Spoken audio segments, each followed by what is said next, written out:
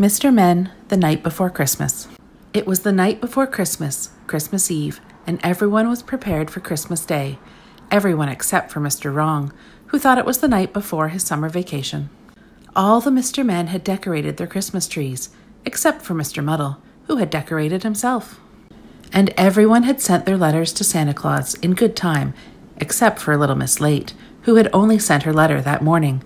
Would it get to Santa Claus in time? In each house, the Christmas cakes were baked.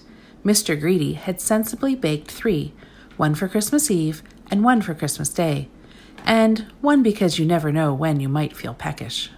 In each house, the stockings were hung by the chimney in the hope that St. Nicholas would soon be there.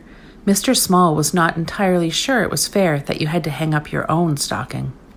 And in each house, the presents were wrapped. Little Miss Naughty's friends were in for quite a surprise. The carol singers had sung at each house.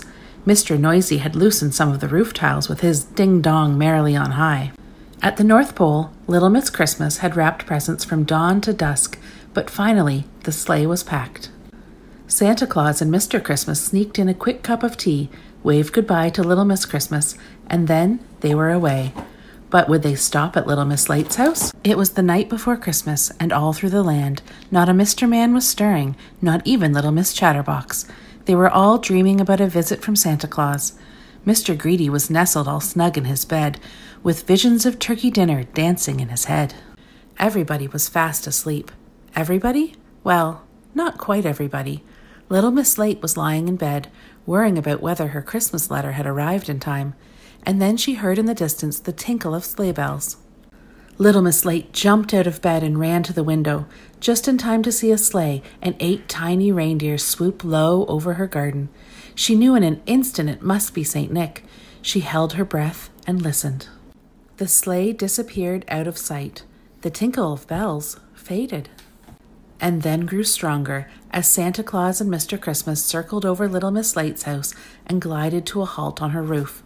She heard the patter of little hoofs and the sound of heavy footsteps above her head, and knew the letter had arrived in time. Little Miss Late dashed down to her living room, just as Santa Claus and Mr. Christmas emerged from the fireplace. Santa Claus was dressed all in red from his head to his foot, with a bundle of toys on his back. He took a parcel from his sack and placed it in her stocking. "And here is something for next year," said Mr. Christmas, laying a present beside the Christmas tree. And then, with a grin and a wink, they disappeared back up the chimney.